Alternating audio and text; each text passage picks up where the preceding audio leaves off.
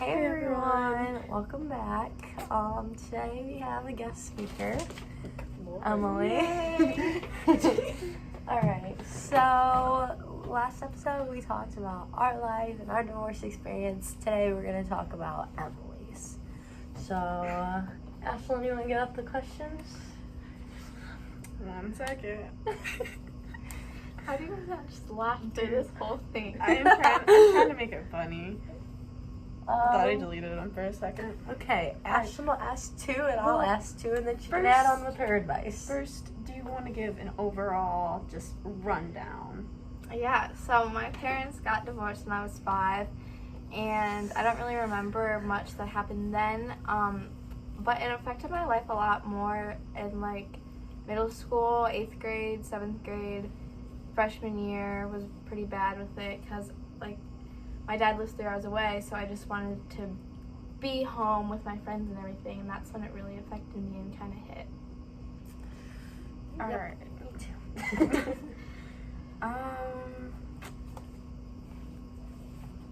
I can't ask the beginning questions because you don't really remember it. Did you feel like your bond with either a parent was grown or lost or pretty much stayed the same? So my bond with my mom pretty much stayed the same.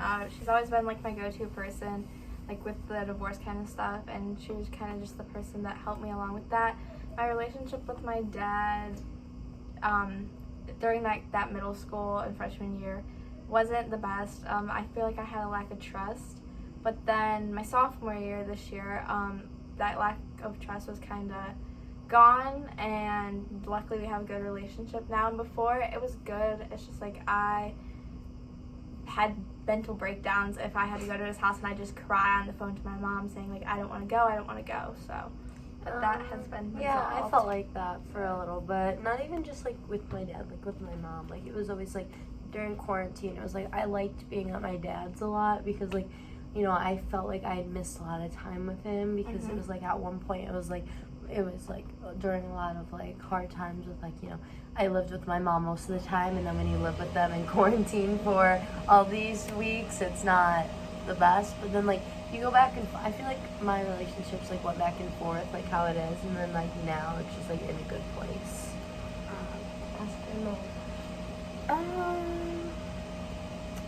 I'm sorry for the loud noise if it's affecting the video. We have nowhere else to film, so. Are you happy they got divorced? Like, has it just been an alright thing? Like, you know it's better for them overall? At first, it was not great. I did not get along with my step siblings. One of them in particular, my stepdad.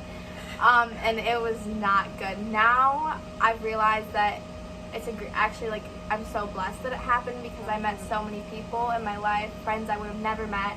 I met my stepsisters, my stepbrothers, who are now like a big part of my life. And I met so many friends, and I wouldn't have come to Wasion if they didn't get divorced, and I wouldn't have lived the life I'm living now. So it's really just a blessing now, as weird as that may sound. What is it like going to each parent's house? Like then and then now. So like back in like, you know, like how you said like with your dad, like you used to cry, like back in like, you know, like elementary, middle school, how has like going there like then and then now? Okay, so then I'd go there, and they lived in like an apartment then, my dad and his girlfriend, because divorce and, you know, you don't have a lot of money after that. So we lived there, and it was back and forth, and it was kind of normal. I just got used to the 3-hour drive, which sucks. But then later, it got really bad. There was one point where my dad wanted me to stay, and I didn't, and I cried while I was there, and I never cried in front of him before like that. And it was really bad. Now, I finally told him that I didn't want to go as much anymore. But telling him that and him knowing that and him accepting that actually makes me want to go more now. It's really weird. Like, I'm completely fine with going now. So it's been a lot of ups and downs of wanting to go and not wanting to go, but mostly the majority of the time I'm with my mom, and then every other weekend I'll go to my dad's.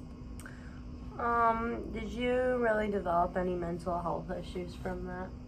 I don't think so. I think I just had a period of my life where it was going to my dad's made me so anxious and that I would bawl for hours, but I don't think it was like anything that actual serious mental health issues. It was just kind of a day, something that was really hard that my brain did not want to comprehend. Okay, I was just gonna ask, do you have like any overall advice for people that may be going through the same situation or something different? Just any advice for like people that are going through divorce? It's definitely a hard and scary thing. I just like take it as a time, try to look at the positives, even though there is a lot of negatives. Give it time, because it took me 10 years to finally like come to terms with it and be okay with both parents. So it definitely takes time. I didn't put see me for more information on that. What did you ask? So yeah, I just give it time and try the best. And if you have people you can talk to, definitely talk to about it, because it really helps. Yeah. Yeah, those are definitely big things, like time, getting used to it. It's a whole different ballpark. Like, you've never been through it before, so it's gonna take some getting used to. Yeah. I would just say, you know, overall, like with Emily's situation, just like at that time, like you have to be open with your parents. You have to explain like what is bothering you, what's not bothering you, and then, you know, you kind of have to go with it, but you have to be able to come to an agreement with your parents. I was never open with my dad until recently, and being open with him actually really helped things, and I'm comfortable now and happier with it than I've ever been. So, Do you have anything else, Ashley? I think I'm good. Do you have anything else? nope. Alright, that'll be the end.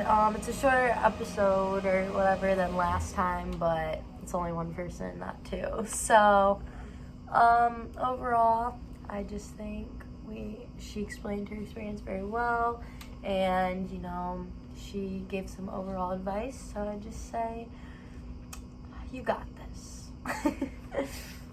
Bye. Face in the back.